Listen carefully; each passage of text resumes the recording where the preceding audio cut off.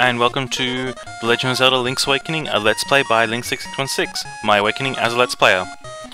So, this episode I've done a little bit of work in advance. I have collected 288 rupees so that I can go buy a shovel and some bombs, both of which will be very, very important coming up shortly. Well, the bombs more than the shovel. Also, Chain Chomp Bow Wow is the only creature that can eat through those flowers, so I cannot go back to the Bottle Grotto for quite a while. So, first things first. Demonstrating one of the niftier things Bow Wow can do that we're not taking any advantage of. Bow Wow has the power to sniff out secrets, and while this is more useful to demonstrate when we have a shovel on hand, he can point out to digging places. Now, he's mainly focused on picking up secret seashells, which if you collect 24 of them, net you the level 2 sword, which is incredibly useful. But for now, we are going to buy our items, do the trading game, and get to the color dungeon. Which, I think the color dungeons are a little tedious, but it is a very nice play. So, first things first, let's get our shovel.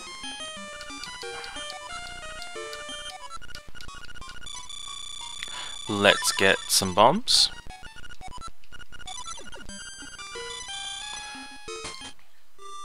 And let's get some more bombs. Now you notice that we have a brand new item in the shop, the bow and arrow, which is 980 rupees. We're going to get that soon, but we're not going to pay for it. We are going to get it from the shop. Because Link's Awakening has a nice little trick to it, which, as you can notice, the shop owner moves slowly. It takes him a while to really react to where you're facing. This is actually a obviously designed part of the game, because let's go out with the bow and arrow. Let's do it again. Sorry about that. Takes a few goes sometimes. But, guess what? You got it for free. Are you proud of yourself? I am proud of myself. Because, let's just quickly make a save state, and go in.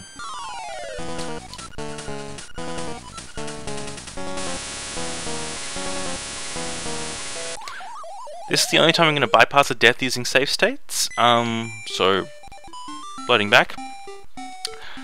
So as you can see, you definitely are paying for it, so we're never going to be able to go into that shop again for the rest of the playthrough. Next thing that we're done, now that we've gotten all our items set up, we're going to do the trading game. Which... Yes. Trading game I think was introduced in this Legend of Zelda. I have a vague feeling that there is an implication that something like trading game exists in the Link's Awakening, Link to the Past, but I'm pretty confident that it only came into its own thing in Link's Awakening. But I haven't played Link to the Past in a while, so feel free to correct me. Most people associate the trading game with Ocarina of Time and the Quest of the Big Goron Sword, and especially with some annoying time challenges. It's appeared in most later Zelda games in some way, shape and form, and it's usually not terribly interesting. Link's Awakening actually requires you to at least do part of it, because we will need bananas to actually get a monkey to build a bridge for us, leaving a stick behind, which will get the next part of the trading game. But that's not important right now. What's important is that we help a mother with her baby. Oh, the doll is a Yoshi doll, but I'm pretty confident that in the original Link's Awakening that it was not a Yoshi doll, because it feels like the DX version incorporates a lot of little extra references here and there. I'm not confident in that though. I've never actually played the black and white version. I've been told that there's not a lot of reason to, but it has a few nice glitches to it. Let's return Bow Wow, which we will need to do before we can enter the color dungeon.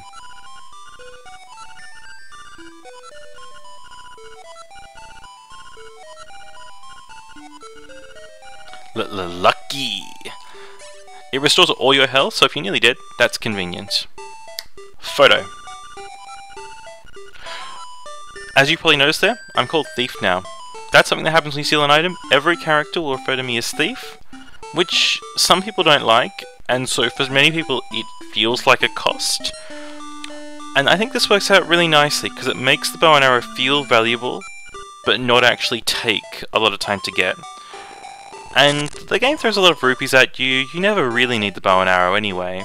I like to have it because it lets me do my favourite glitch.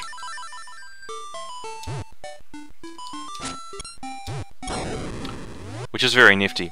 Got to be very careful with that though, because we only have a limited amount of arrows. So we can't just be using arrows willy-nilly, and they don't come up a lot. I hope you'll indulge me as I just spend a few moments fishing. Fish. The main reason we're doing this is to get a piece of heart. This isn't really efficient as such, but it is pretty easy. So, let's fish.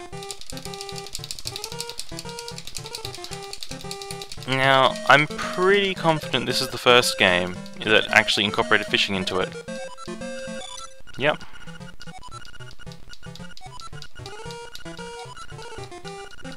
So, I'm pretty simple with this. I don't really put a lot of effort into ensuring I get each fish, because it's not too hard to get all the fish. Now, the reason why we're doing this is that the fish hidden in the corner, or not corner, hidden underneath me, has a piece of heart in him. And like I said, we're not going to too much effort for most of the pieces of heart, but we are going to enough that anything that pops into our way, we're going to get. As far as this fishing game goes, because it's so easy to just get everything, it's not really that interesting compared to the fishing game in Ocarina of Time. But let's just get everything.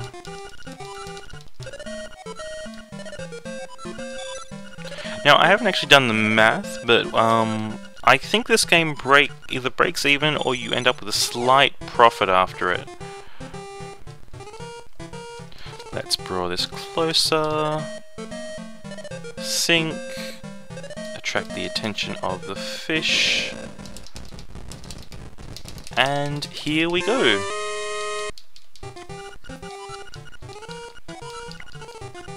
No point. So, that's all those things done. Time to trade the ribbon. With what else? Better chain chomp. I don't know what it is about this chain chomp, but I always found it much more amusing than it probably needs to be.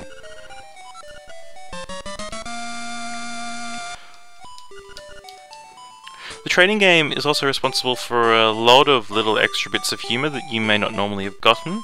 Nearly all of the pieces of the trading game are funny in some way, whether it's the oddity of who needs what, or if it's much more simple and just an actual joke that's associated with the trade itself. So, let's trade our dog food with an alligator.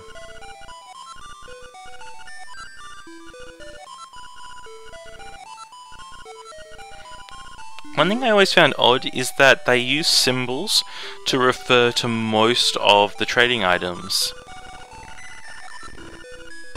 but only in certain contexts.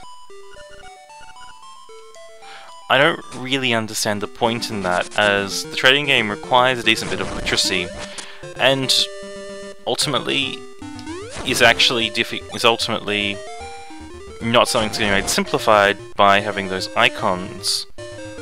But I'll assume there's a reason for it, and somehow I just don't get it.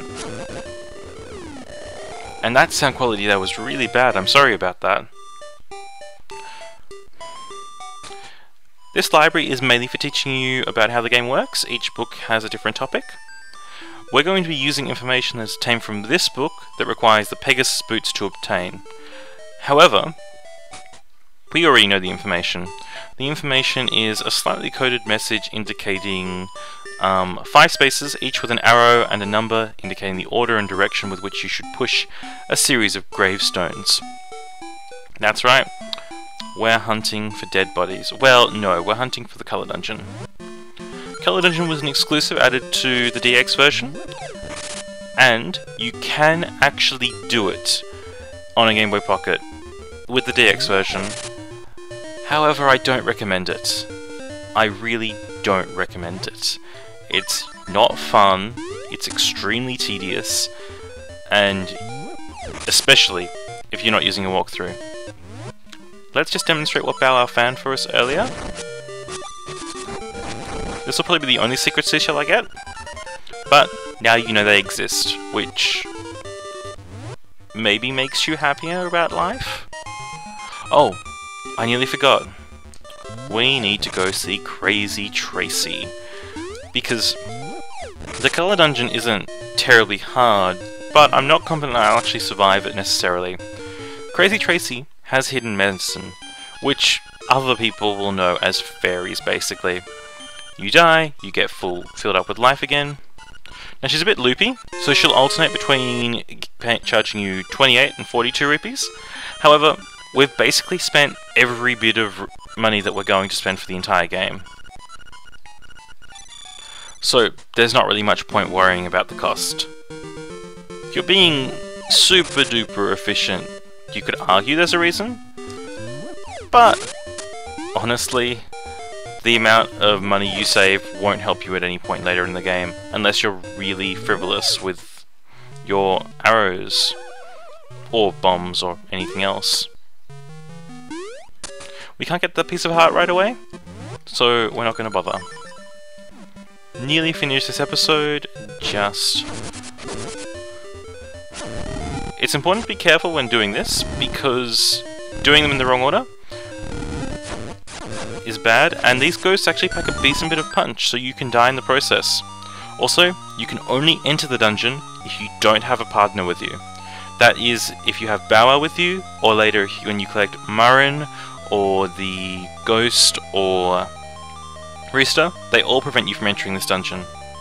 However, we're here now, and so next episode we'll be doing the interesting but slightly tedious Color Dungeon. I hope you enjoy it, and that's it for this episode. Have a good day.